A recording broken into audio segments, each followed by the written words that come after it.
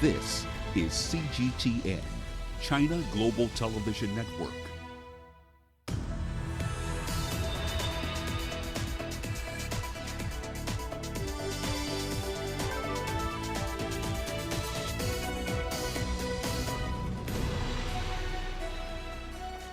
Hello there and welcome to Global Business Africa. We'll be giving you insight into Africa's business and financial markets. I'm Uche Okoronkwo, coming to you from Kenya's capital, Nairobi. Let's start with a look at the markets. Now, emerging market stocks tumbled for a third straight session today following a tech-fueled plunge on Wall Street overnight. Also, yesterday's fall in Asian shares led MSCI's emerging market index to slide down 0.6%, setting it on course for its biggest weekly decline since April. South Africa's JSE was mostly muted as investors waited for U.S. jobs numbers. In Nigeria, the NSE All-Share Index was boosted by a positive performance in banking stocks such as GT Bank and Stanbic Bank, but UBA and First Bank Nigeria were a drag on the banking index today. Now, also coming up on today's show, Ghana to review $1 million capital requirement for Nigerians to trade in Ghana. The unemployment rate in Kenya doubles. And we meet the construction worker who's not let his amputation stop him from reaching for his dreams. Well, we start off tonight's bulletin in West Africa. Ghanaian head of state Nana Akufo-Addo has now offered assurance that his government will consider resolutions reached at a meeting between Nigerian and Ghanaian lawmakers. Now, part of the resolutions include the amendment of a Ghanaian law that makes it compulsory for foreigners to have a capital base of an estimated $1 million in order to operate businesses in the West African nation. Now, Akufo-Addo gave the assurance when the Speaker of the Ghanaian Parliament, Mike Okwaye, led his Nigerian counterpart on a courtesy visit in Ghana's capital of Accra. Well, let's get the latest on those talks from the ground. Nabil Ahmed Rufai joins us in Accra and Phil Ihaza is in Abuja. Great to have you both on the show with us today. Now, Phil, I'll start with you. This trade spat is not new, but of course these talks are now meant to mend the latest cracks in the relationship between Ghana and Nigeria, which of course stems from an alleged mistreatment of Nigerians in Ghana. Phil, what exactly is Nigeria's position on this issue? Give us the latest on those discussions.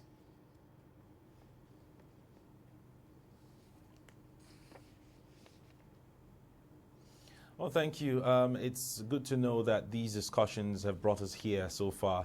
I mean, this is a development that we've been covering, myself and Nabil in Ghana, my colleague there, for some time now, and it's good to know that at the moment there's been progress, especially hinged on the visit by Nigeria's House of Representatives Speaker Femi Gbajabiamila and other lawmakers to Ghana, and of course Ghanaian authorities visited Nigeria today. So we've seen a remarkable progress achieved so far. The highlight, of course, is the fact that the president of Ghana says they will definitely review and revisit the law which imposes a $1 million retail fine on traders, foreign traders, of course, including Nigerian traders who are in their numbers in Ghana. And he also suggests that he would want a joint ministerial committee from both nations and, of course, business council meeting to be set up, or committee to be set up to review these kind of issues subsequently, among sister nations. But of course, lastly, he says on Monday there will be an ECOWAS meeting where he will definitely put these suggestions and propositions to his counterpart, President Muhammadu Buhari, where further talks, further progress can be made to ensure that West Africa's economic powers finally get to that truce that they've been looking for all this while. Well, Nabil, let's talk a little bit about the law in question. Now, the Act 865 law, according to Ghana, is meant to encourage foreign investment, but also protect certain local sectors in the country. It has, of course, been touted as the main cause for this row between the two nations. Tell us a little bit about this law and break down Ghana's position on this.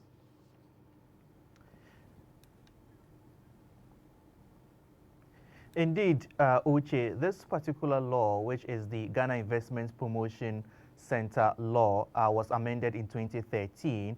And based on the amendment, it was required that any foreigner who wants to engage in retail business in Ghana would have to invest a minimum capital of $1 million and also employ at least 12 Ghanaian citizens in their establishments. Now, this is a major thing for a lot of the foreigners who want to engage in retail business. And over time, foreigners have been able to bypass this law and infiltrate the Ghanaian local markets and also engage in retail trade. Now, this is something that has come up several times and has not been fully resolved until now, that efforts are being done to really resolve this. Now, local traders feel with foreigners infiltrating the retail business, they are being kicked out of business because they allege that foreigners, especially Nigerians, sell cheap goods to people, and that really kicks them out of business. And this is why they've really been up in arms trying to kick all foreigners out of the retail business so that they can protect the market. So we'll remember that early part of this year and also towards last year ending, we saw the Ghana Union of Traders Association themselves enforcing the law by locking up shops and all that, and that led to the arrest of some Nigerians, and the government had to intervene to release these Nigerians and then set up a committee, a task force, to really go around checking the permits of foreigners engaged in retail trade. For those who have been found not to have the permits, their shops have now been closed. So there is a sense of disquiet here in Ghana among local traders that they would want the law to be enforced, and basically that's what is happening at the moment. And the government is also doing its bit to satisfy the traders, but also making sure that the relationship with Nigeria is also not marred in the process. Uche. Now, quite interesting is that Nigeria, or rather Ghana, says Nigeria is not exactly innocent in this trade spat, and that policies such as the border closures, which we saw recently, have hurt Ghanaian businesses. So, Phil, how does that impact Nigeria's position in these negotiations?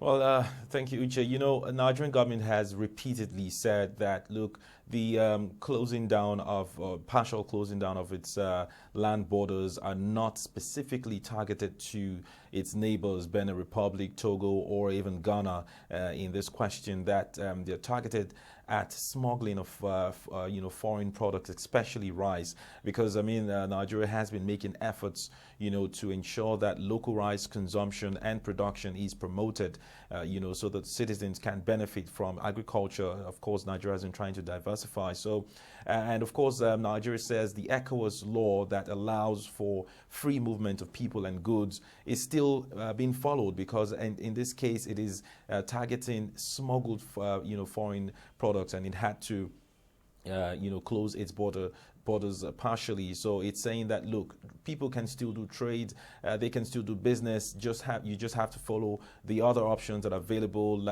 air and sea, you know, just follow the due process, and of course export, you know, to Nigeria the right products, and of course through the right channels. So that's the position of Nigeria government, just as the Ghanaian government is trying to regularize all the Nigerian traders in Ghana.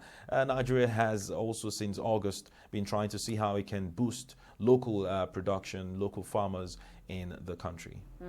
Well, Nabil, as you heard Phil there, Nigeria is threatening to go to ECOWAS on this issue because, of course, Ghana's law does clash with the ECOWAS protocol. So what sort of tone are we hearing from President Nana Akufo-Addo, especially as elections draw closer?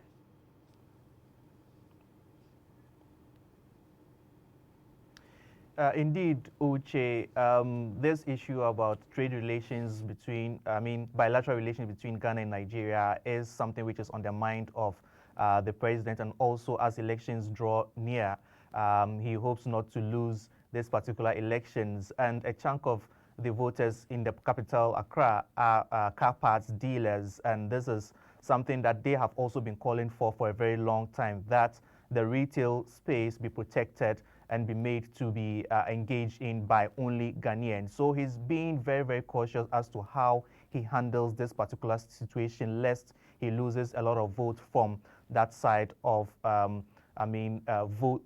voters. So one, he's making sure that he handles the situation by enforcing the GIPC law and making sure that all foreigners who have not actually gotten the permit to engage in retail business do the right thing, and shops have been closed and all.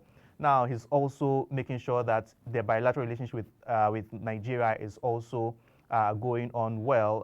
As we heard, that the lawmaker in Nigeria has actually met with the lawmaker here in Ghana, the Speaker of Parliament, and there's been some resolution that they're going to set up this Ghana-Nigeria Business Council. It has to go through some legislation to make it official, so that when this council is set up, they'll be able to resolve all trade and investment issues between both countries. So this is where we are heading. But then we know that the local traders and the association, the Ghana Union of Traders Association, have actually come out strong to say that they would not want the government to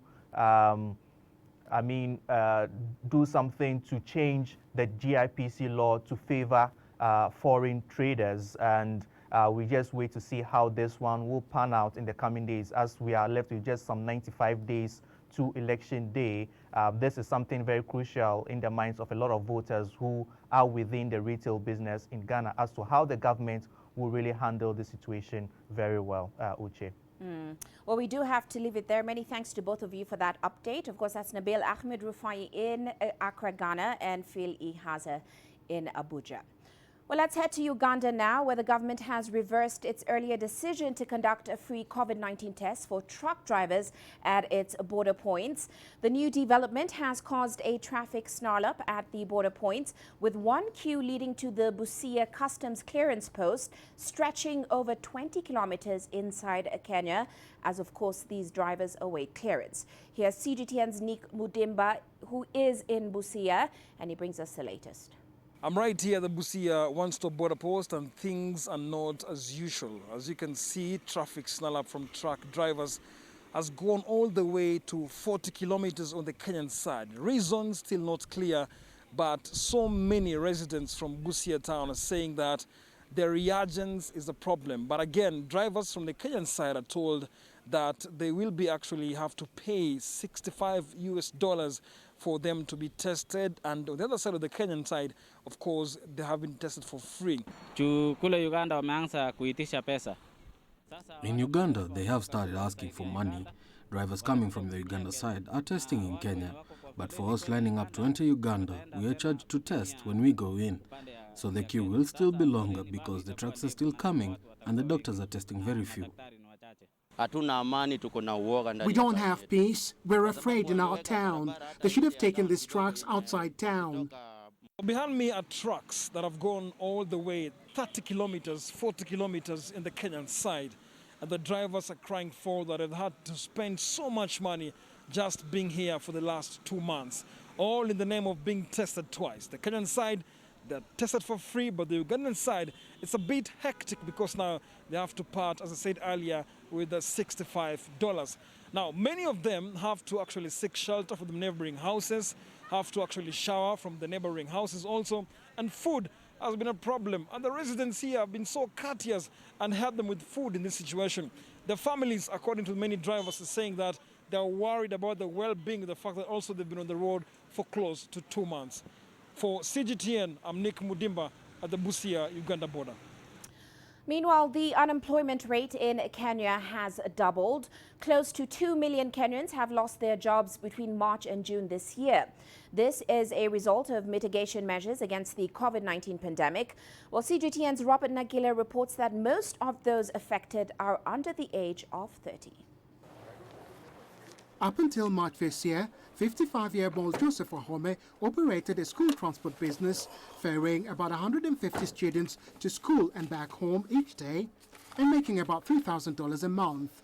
Just before I've removed all my profits, I have to pay the drivers, I pay them on a weekly basis, pay the conductors and other errands.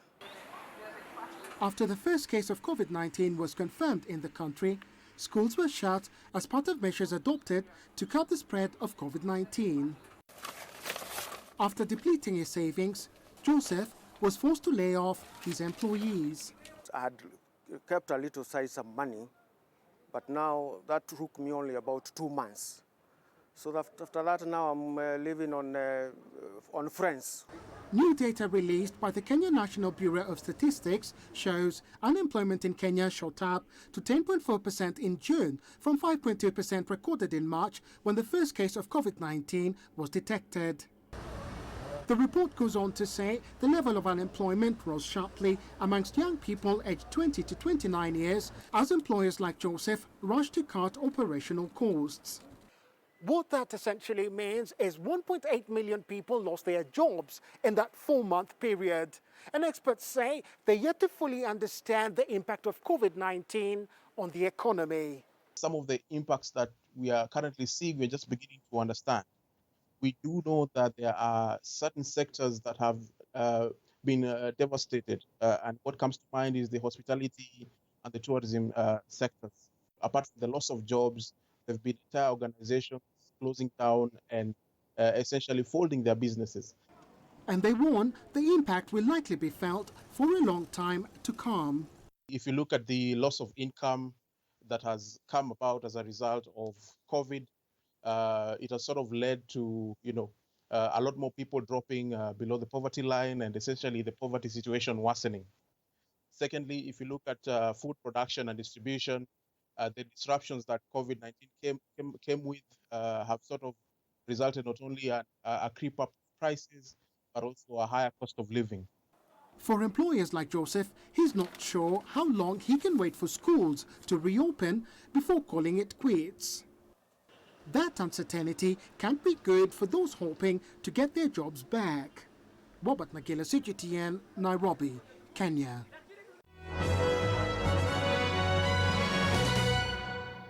And now look at today's corporate headlines. A London court has given Nigeria time to appeal a $10 billion arbitration case with a company called Process and Industrial Developments, otherwise known as P&ID. Now, the company won a $6.6 billion arbitration award after a 2010 deal to carry out a gas project in Nigeria collapsed and has been acquiring interest since 2013. If the West African nation loses that appeal, it will be forced to pay the amount, which could dent the country's foreign reserves. And South African state power utility Eskom has suspended the managers of 2 power stations. They blame them for frustrating breakdowns that led to widespread power outages. The managers of the Tutuka and Kendal power stations have been suspended pending disciplinary inquiries. Now, the cash-strapped power utility has struggled to manage supply from its aging coal-fired power plants and has imposed intermittent blackouts since July this year. And Ethiopian Airlines is in talks over possible involvement in the rescue of South African Airways. The South African carrier hasn't made any profit since 2011 and has been under a form of bankruptcy protection since late last year. Well, now it needs at least $580 million in funding in order to remain operational. And finally, Irish budget airline Ryanair has raised $472 million from shareholders through a share placement. It is aimed at strengthening its balance sheet in the wake of the COVID-19 pandemic. Now, the Irish carrier issued around 35 million shares at a price of $13.39 per share. This is a discount of approximately 2.6% to its closing price on a Thursday. And that is a look at our corporate headlines.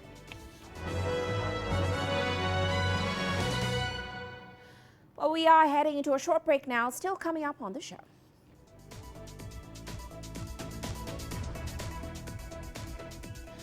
Kenya's public transport sector struggles with social distancing regulations.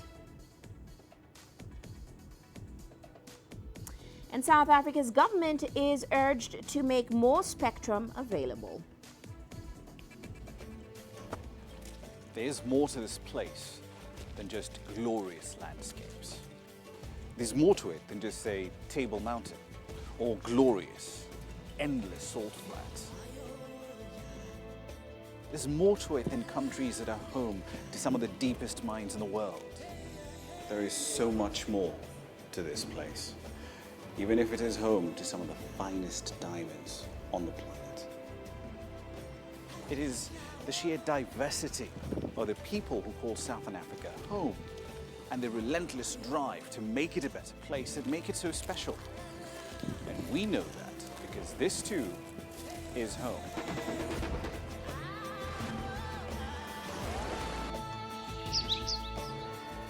No one knows Southern Africa like we do.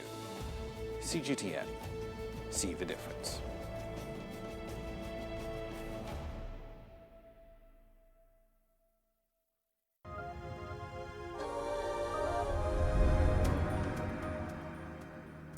Welcome back. Now, public transport in Kenya plays a key role in keeping the capital Nairobi's economy moving.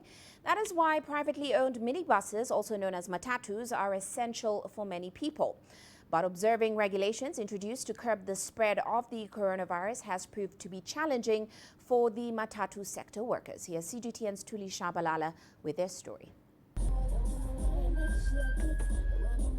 Evans Muredhi is a bus conductor in the bustling streets of Nairobi. He dances and performs acrobatic stunts to entertain customers and to attract more. Now that it's back to business and matatus are ferrying commuters from place to place again, it's up to the bus conductors to ensure measures to prevent the spread of the COVID-19 virus are observed. I have to sanitize my hands to protect myself. Before I begin my shift, I have to sanitize all the handles in the matatu. I have to put on a mask at all times because some customers may refuse to board the matatu if I lack one. Enforcing the rules comes with its own challenges. We've tried to sanitize people, we scan the temperature as the passengers board the vehicles. But the challenge comes here when some passengers ignore, they don't accept, they don't wear the mask, so that's been a challenge. In a bid to ensure that social distancing is observed inside the matatus, the government proposed the reduction of the carrying capacity by half. A seat that would formerly carry 2 people is now occupied by only 1 passenger. We used to carry a capacity of 32 passengers. But for now, it's reduced to 15 passengers according to distance, social distancing. And this has caused us loss. Plus the passengers too are suffering because of the fare charge that we have a little bit increased. The restrictions have significantly affected the revenues earned by matatu owners. Their operating hours were also reduced due to a curfew that the government imposed. The matatu operators also have to cover the extra expenses of buying hand and surface sanitizers. But the Kenyan government has warned operators against increasing bus fares, so as to cushion commuters who are already facing economic hardships due to the pandemic. Tuli Shabalala, CGTN. Well, let's head to South Africa now, where the property market is set for a strong rebound after the slump caused by the COVID-19 pandemic and the subsequent lockdown. Now, with interest rates also at record lows, this combination of factors has made it a buyer's market, and first-time homeowners in the country are piling in. Well, Sumitra Naidu picks up that story. South Africa's hard lockdown left most property owners scrambling to pay their mortgages. Payment holidays helped, but most banks ended their relief period at the end of August. Current environment, as you can imagine, property companies are under a lot of pressure. So there's a big focus to reduce gearing or debt. And there's 2 ways for them to do that. Is either you pay less dividends or you sell assets. We can expect declines of between 10 and 20% in asset values And that will be very, very beneficial from a buyer's market. The hard lockdown and the economic impacts thereof pushed the Reserve Bank to cut rates to historical lows. First-time buyers and investors are grabbing the opportunity to get in now. Talking to the house price index currently in South Africa from a residential point of view, we are seeing it at its historical lows. So it's very supportive from a buyer in the current environment. So now we're at a point where it's much cheaper to finance your bond, to finance any type of loan that you have. So there's a lot of incentive for people who do have the money or do have access to the money or the financing to go purchase a home, because that loan is going to be much cheaper than it was in January. Some of the banks say they've seen a surge in bond applications, while estate agents are enjoying record sales. In July and August, Remax hit record months. So in July was the first month where we sold the most property or most homes that we've ever sold in the history of the company. And then literally a month later, we did 40% more than that month. So it's a little bit inexplicable, but I guess some of the reasons that I've given are interest rates that are low, pent-up demand. Those who have the cash, those who can enter the market, I think that this will offer you an opportunity to enter the property market, which you may have found more difficult in the past. There certainly is a rush to get into the market now while rates are low, but also because it's not sustainable. Interest rates will eventually start rising again. Sumitra Naidu, CGTN, Johannesburg, South Africa. Meanwhile, most of South Africa's agriculture subsectors are likely to emerge relatively unscathed from the COVID-19 crisis. This is largely because they were permitted to operate throughout the hard lockdown. Now, the beef industry had a couple of close shaves. Well, CGTN's Angelo Coppola took a look at the sector and filed this report. At producer level, analysts say that there weren't any major concerns, despite drought conditions in some parts of the country. From a pricing perspective at producer level, we saw some resilience in the sector, in the sense that the prices have remained relatively firm. Even during COVID, we expected a drastic drop in prices, but that didn't materialize, and prices have recovered nicely.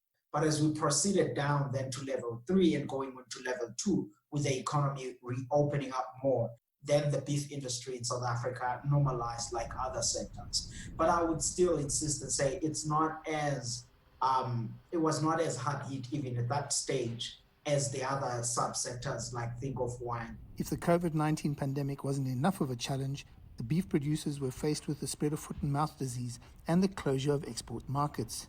The authorities acted quickly to reduce the damage. Important is the manner in which the speed at which it is now being responded to, and lessons learned from the previous outbreaks, and measures already in motion at the moment to actually contain the disease.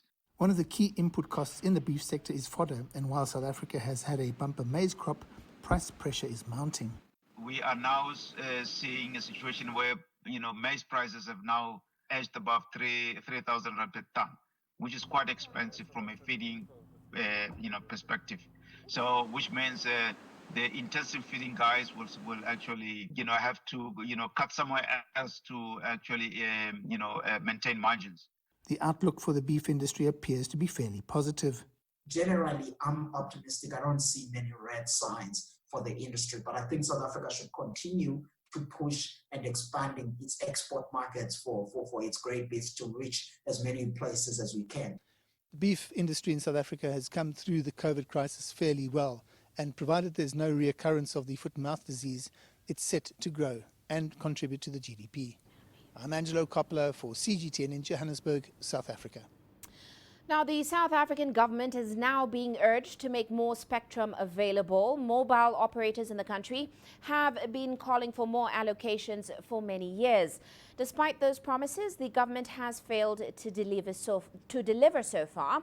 Spectrum was last issued 15 years ago in South Africa. Sumitra Naidu with the details. This year, temporary spectrum was made available to mobile companies to cope with the extra demand during lockdown. But this spectrum needs to be returned by November. and then companies go back to waiting. So the invitation to apply for spectrum was originally meant to go out at the end of June. At the end of June, we were told it's been delayed because they want to get the administrative processes fully in order. They didn't want to take any chances with not being compliant with the required processes. But they've been working on that for 4 years. The background processes should all have been in place. Spectrum is a bunch of electromagnetic waves that is needed to transmit information. Simply put, these frequencies allow us to broadcast, make calls, and use the internet. In South Africa, the little spectrum that is available is being overworked, which leads to poor quality.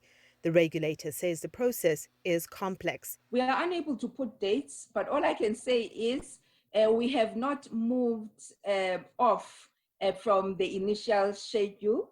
We are trying very hard to contain it such that we are able to have South Africans getting the spectrum benefits in due time. It's still ongoing, and the process will be fair and open in different stages. New spectrum will enable networks to provide greater speeds and create better access. We're working with our regulators to monitor the rollout and the implementation of the commitments that have been made. The new spectrum is going to be only awarded in December 2020. Right now, the operators are operating with the existing spectrum that was licensed some years back.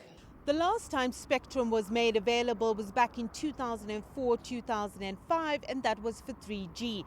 Mobile operators have had to split their resources to mitigate the shortages and make 4G available. It's now going to be a further stretch with 5G. Sumitra Nadu, CGTN, Johannesburg, South Africa. You are watching Global Business Africa. We're going to take a short break now, still coming up on the show.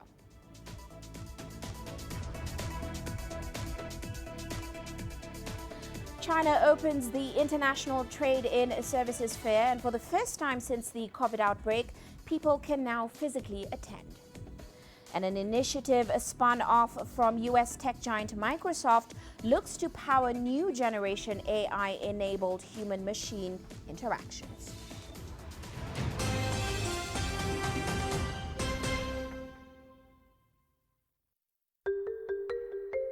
How will your world change today? What happens here? What happens there? Or what you make happen for yourself? If it matters to you, it matters to us too. Your stories are the stories that need to be told. Africa Live. Find your voice.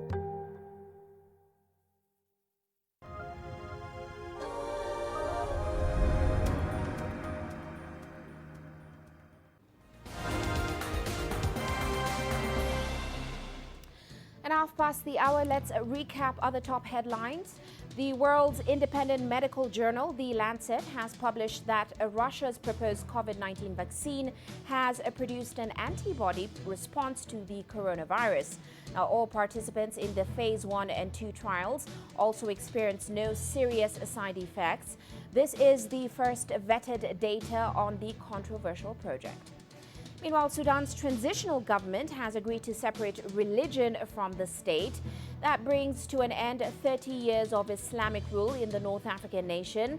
Sudanese Prime Minister Abdallah Hamdok and Abdel Aziz al-Hilu, the leader of the faction of the Sudan People's Liberation Movement, North, signed a declaration in Addis Ababa on Thursday. And in the Democratic Republic of Congo, a group of armed men have entered the city of Bunia in the northeast of the nation to demand the release of their detained fellow fighters. The heavily armed fighters surrounded the city's prison and held talks with local authorities. No violence was reported. And still in the Democratic Republic of Congo, supporters of Denis Mukwege, a Congolese Nobel laureate, have staged protests in Bukavu after he received threats to his life. Now, the Nobel laureate was threatened after he complained of serious human rights violations by a militia in eastern DRC. And that's a recap of today's top headlines.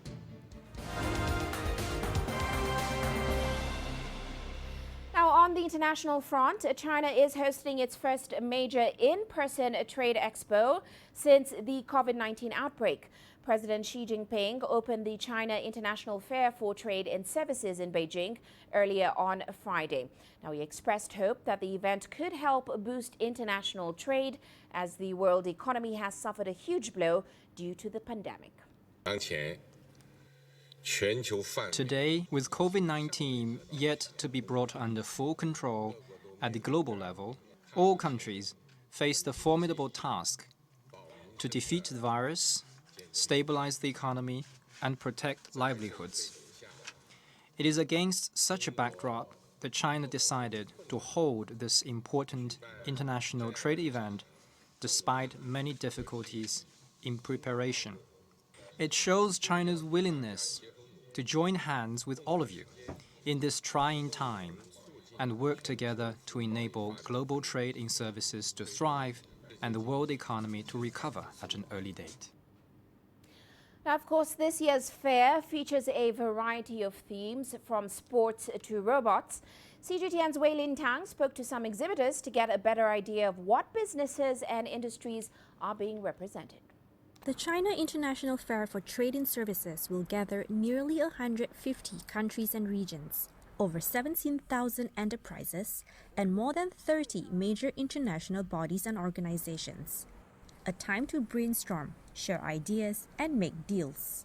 The fair covers an area of about 200,000 square meters. That's the size of about 37 football fields. There are 8 thematic exhibitions.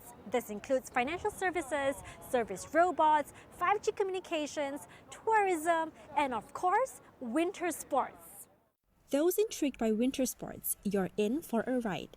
You can give simulated skating and dryland curling a go here. One of the organizers, IDG China, says there will be negotiations between foreign and Chinese companies, with new policies from Chinese provinces set to be announced. Undoubtedly, when it comes to hardware equipment such as cable cars at resorts and snowmaking machines, we have a lot to learn from strongholds in the Nordic region and Europe. I've visited over a dozen countries and more than 100 cities. These countries are really good when it comes to details, but it's also about software. We also have a lot to acquire when it comes to organizing sporting events, matches, and marketing in preparation for something as top-tier as the 2022 Beijing Winter Olympic Games. Meanwhile, medical equipments will take up a rather sizable portion at the Service Robots exhibition. This company says its lithium battery-backed intelligent bed wheelchair is already in use in hospitals and nursing homes. During the soft paralysis stage, one needs both active and passive training. Once, say, a stroke patient has recovered some muscle strength from an unmovable state, he or she then goes through active training. The patient can refer to the sports imaging on TV to coordinate this training. The machine is operated under the manual guidance and input of the nursing staff. Thus far, we've only fine-tuned the product from a hardware standpoint. Going forward, we plan to integrate this product better with the hospital's systems. Close to 200 forums and business talks will be held, online and offline, during the fair. Topics range from intellectual property to stabilizing business and securing employment, and innovations in blockchain. The COVID-19 pandemic has dampened sentiments. Having spoken to a couple foreign businesses, they're excited for this fair and they're eager to get back into the business matchmaking scene and grab a slice of the still growing Chinese consumption market. Wei Lin Tang, CGTN, Beijing. So what exactly is the meaning of trade in service? Well, compared to goods traded, trade in services refers to the sale and delivery of intangible products. For example, international telecom services and film and television services. They are services provided from one country to another without physically crossing the border. The second category is consumption abroad. That includes consumers going overseas for education, tourism, or medical treatment. The third is commercial presence. Foreign companies coming to China to open hotels, retail stores, law firms, and others belong in this category. Last but not least, the movement of people such as foreign professors, engineers, and doctors traveling abroad to perform individual services. Now, of course, services are becoming a more prominent part of trade, not only in China, but around the world. Here's Michelle Vanderberg with a look at how that trend is now playing out. Global service trade has been growing at a faster pace than the trading of goods, now accounting for around 20% of the total trade, and it is expected to reach a third by 2040. Service trade has become the focus of China's opening up. In 2016, China established 15 service trade innovative pilot zones, including Shanghai and Hainan. Beijing and Xun'an were added to the list by 2018, and in August this year, the State Council agreed to expand the pilot zone list further to 28, including the city of Wuhan. Service trade in these pilot zones account for more than 3/4 of the total service trade in 2019. Total service trade value reached $785 billion by 2019 from $654 billion in 2015. China's service trade fell in the first half of this year due to weak demand amid the global pandemic, but trade deficit continued to narrow, down 46% from the same period last year. The Minister of Commerce attributed the decline in service trade to the virus-induced contraction in the travel industry. After stripping out the impact of this sector, the country's service trade actually rose 2.1%. To further expand the opening up of service trade, the Chinese government will accelerate the drafting pace of the negative list and introduce it by the end of this year. Michelle Vandenberg, CGTN, Beijing. Well, let's shift focus now. The deadline set by U.S. President Donald Trump for the sale of video app TikTok is fast approaching. And American TikTok stars who make a living from branding deals through the platform are now facing growing uncertainty, as Ediz Tianshan now tells us. Teenagers from across the country are flocking to Hollywood to become a part of a growing social media industry. Some with millions of followers, they are TikTok stars who have their own talent agents. So 6 Degrees of Influence wanted to put together an influencer content collective of a bunch of different types of influencers at different points within their careers, doing different types of content with a lot of TikTok-facing talent. And what we did was we spent months casting those parts for the house. We wanted to have a real diverse group of content creators, different ages, different content from different backgrounds. They live together. Some are in a relationship. Many are already close friends. Every day, they're bouncing ideas off each other, hoping to come up with the next viral video. We're in a relationship, me and Ray, and we bounce off back and forth with our content, and it's been helping us grow together. People love seeing us together. Our fans, that's what they love to see.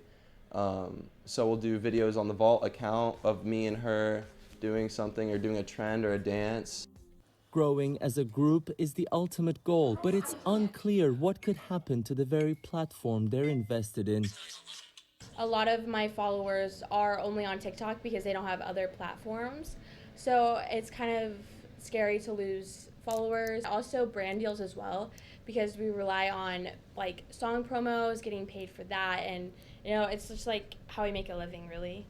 In fact, some are already hitting the jackpot as teenagers. I bought my mom a house last year, actually. I have my business account, my personal accounts, and my savings, so almost everything that I get, 20% of it, I put up no matter how small or how big of a deal is, just for like a rainy day, because I feel like it's good to just have. And like me being 18, being able to support myself and also support my family, like that's definitely just been the goal, so I'm definitely grateful for that. The uncertainty around TikTok's future in the United States hasn't stopped influencers from staying active on the app, but many are preparing for the worst case. It's definitely forcing me to branch out and make sure I'm putting as many people onto my other platforms as possible, just in case any of my platforms, fall off or get banned or whatever it is, especially TikTok, making sure all those TikTok followers know I'm over on Instagram, over on Snapchat, Twitter, whatever it is. So even if TikTok dies, I still have that platform elsewhere. They're aspiring to become models, musicians, or even Hollywood actors. Popularity on social media is their common goal, and maintaining their fan base on their favorite platform is now a common struggle. It is Tianshan, CGTN, Los Angeles.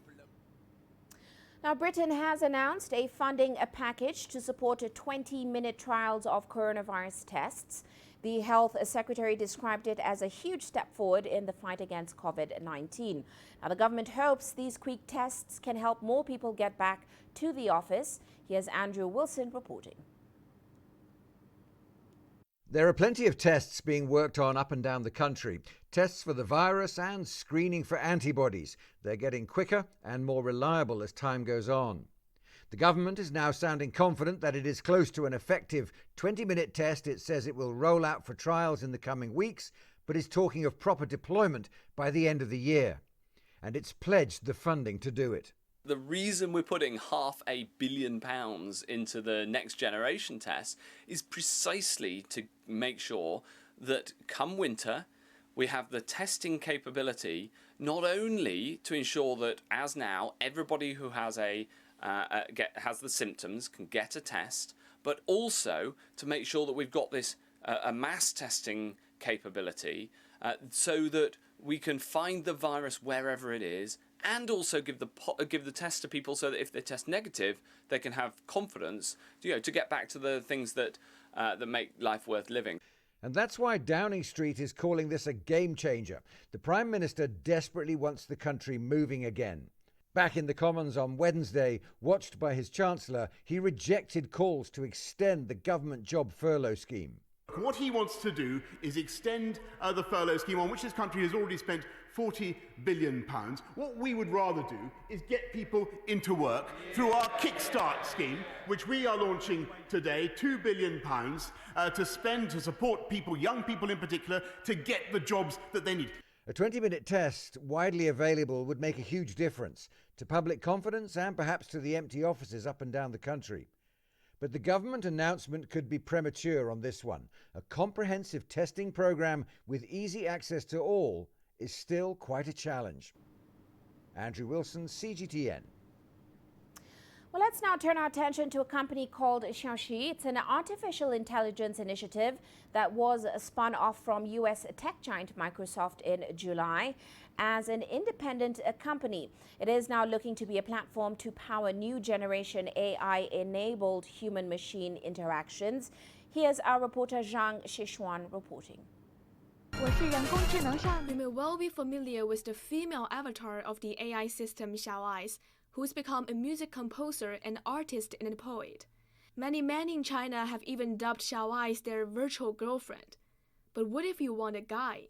Xiaoai has just launched a virtual boyfriend service to help a girl find her perfect Mr. Right online. And let's give it a try. I will first send a required opening message, "I want a virtual boyfriend," to Xiaoai's Weibo account, and then I can start to tell it what I want in a guy. Oh, the system asks me some questions. Noun to personal, like this one. What type of boyfriend are you looking for? Obviously the open one. See? Yes, yes, yes. And faster than you can say blind date. There he is. Users can change his personality or reactions whenever they want. And he can talk to you like a real boyfriend.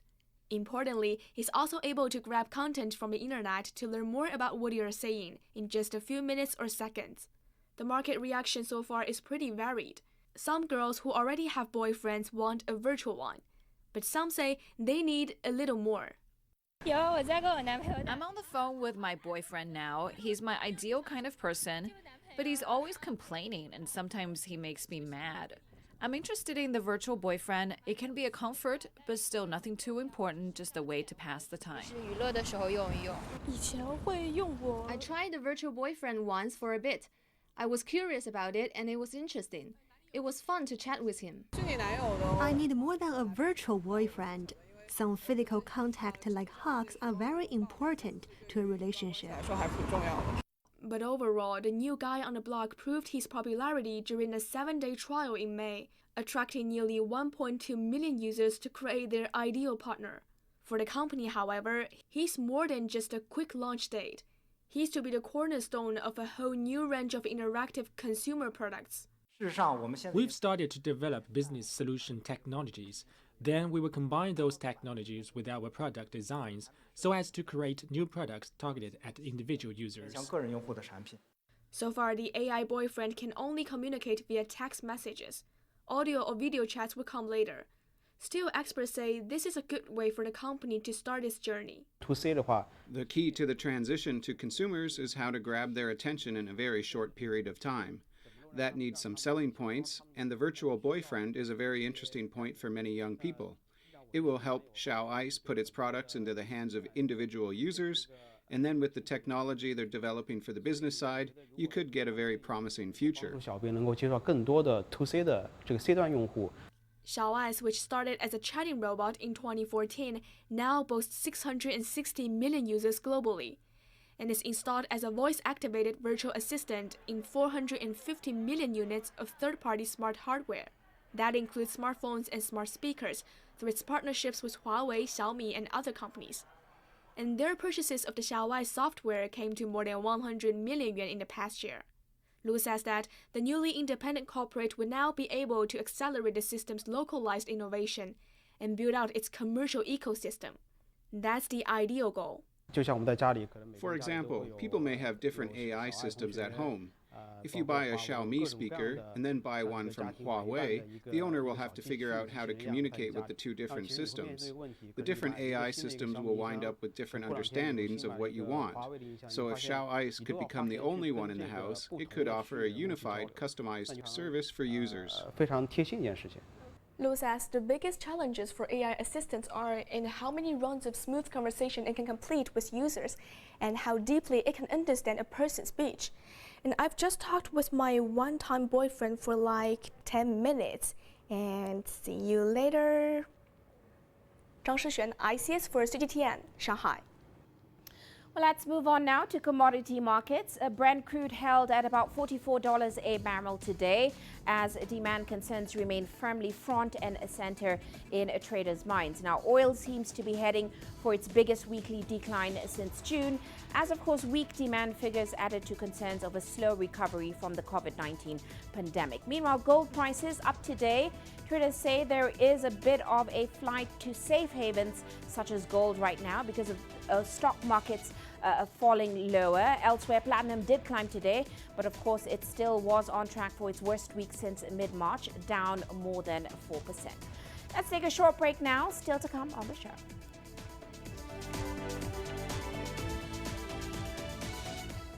We meet the construction worker who's not let his amputation stop him from reaching his dreams. You don't find the stories of North Africa by sitting on the sidelines.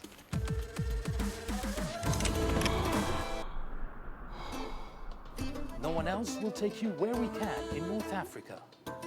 And no one else will show you what it's all about. CGTN, see the difference.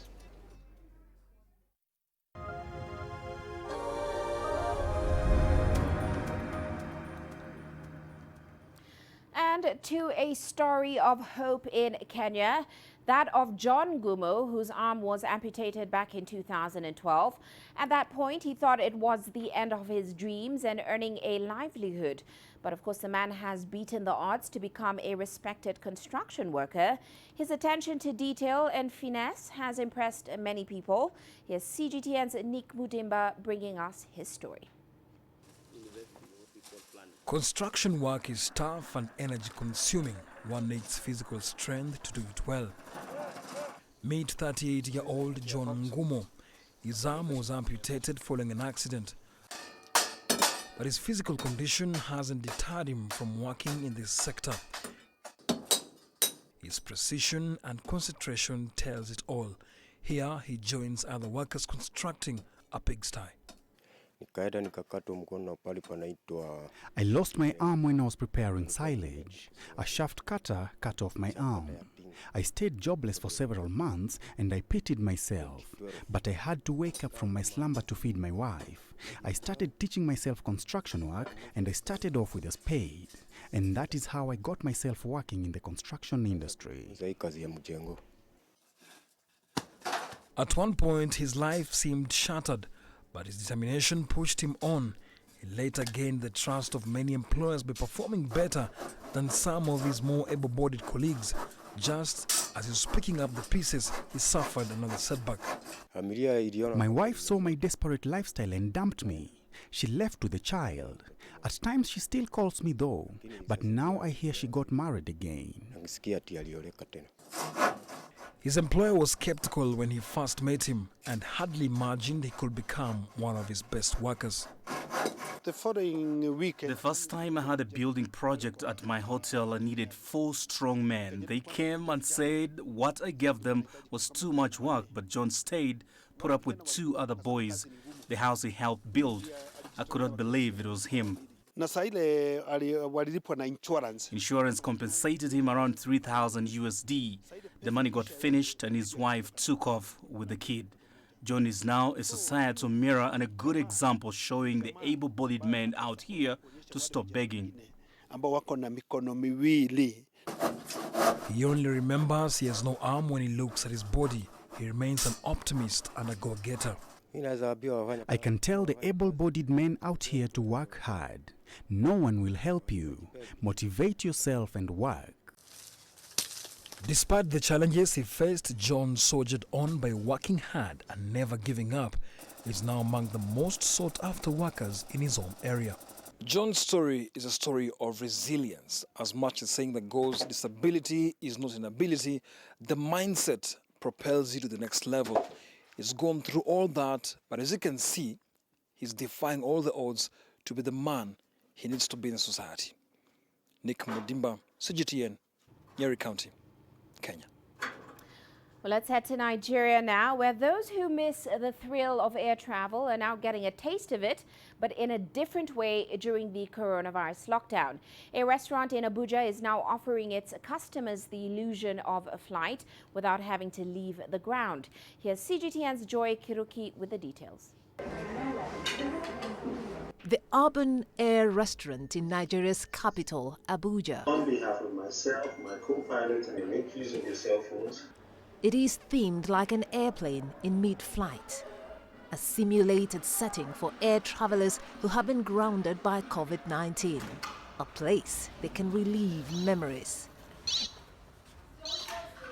The environment is really amazing considering, this corona stuff, so it's been a while since we all got to see inside of an airplane, and this just reminds us of that, and the food is amazing.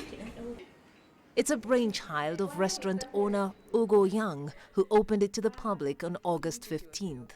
Your regular restaurant, but it was built like an airplane. So we have airplane features and one or two beautiful things that just makes you feel as though you're in an aircraft. Especially during this period, this COVID period, where people haven't gotten to travel, so they could come here and feel as though they're in the air. According to Young, the eatery provides a safe and affordable experience for nostalgic flyers.